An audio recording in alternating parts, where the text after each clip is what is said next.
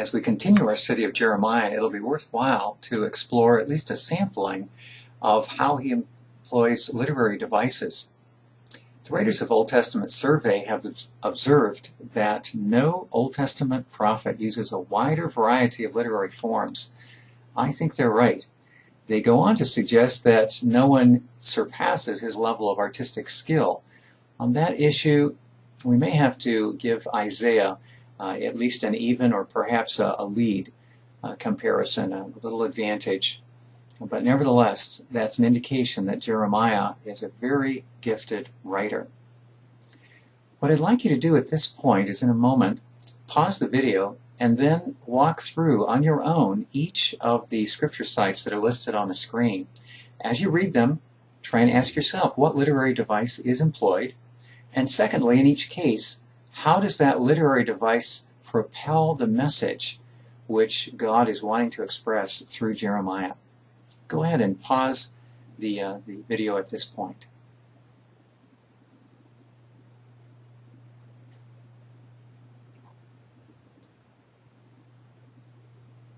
Good, let's explore them together. You may have observed that the first trio all share the literary device of metaphor. The first one is particularly rich in chapter 2, verse 22, that opening oracle. Although you wash yourself with soda, there's our first metaphor, and use an abundance of soap, our second. The stain of your guilt, there's the third metaphor, is still before me, declares the sovereign Lord. Our device is metaphor, and how does it serve to convey the message? Metaphor routinely operates to capture something that is abstract and render it in concrete terms so that people will better appreciate what it means. The abstract element here is that sin defaces or devalues wherever it's lodged, just as a stain would deface or devalue a garment. Also, the abstract component that Jeremiah is conveying is how difficult it is to get rid of that damaging quality of sin. It's like a stain. It's just difficult to pull out. Consequently, we have a couple of purgatives, soda and soap, listed. And the observation with regard to this attempt to solve the sin problem, he says, you try and get rid of it, and you can't. It's just too indelible. Metaphor, taking something abstract and driving home the point through the use of this comparison. Chapter 4 uses the metaphor of a lion to describe that the devastation which Judah is about to undergo is impending. It's already come out of the lair, and Judah had better look out.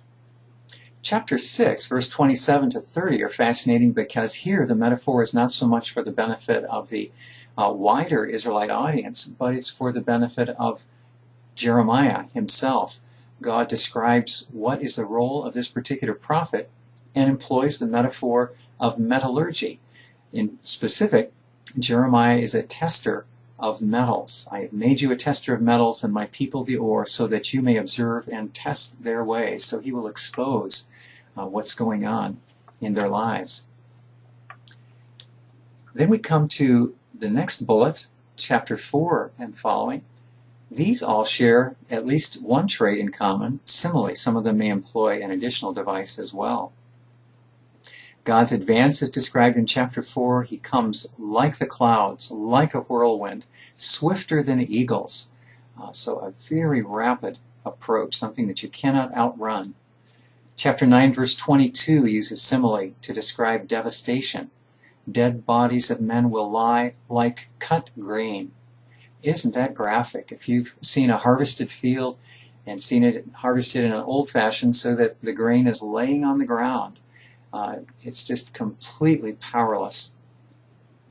Chapter 5, verse 26 describes selfish greed once again with a simile. Like fowlers, they set up a trap, these people that are trying to take advantage of the less fortunate.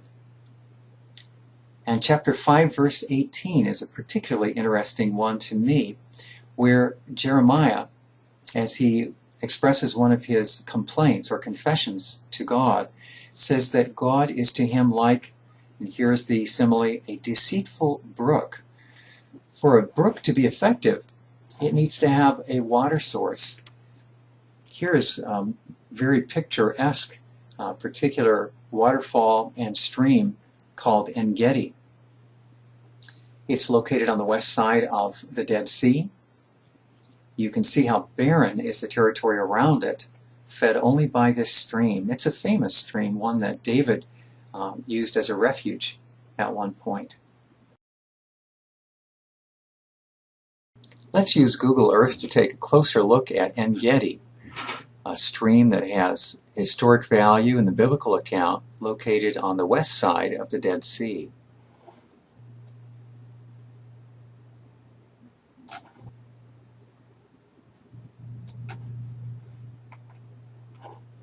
Here you can see the approach of a ravine there that spills into the Dead Sea.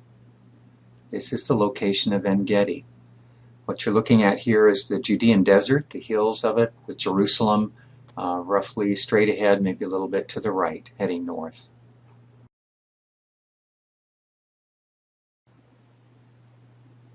Let's close in on this particular portion. Jeremiah is saying, "You, O Lord, are to me like a deceitful stream." Can you imagine what this would look like if this stream dried up?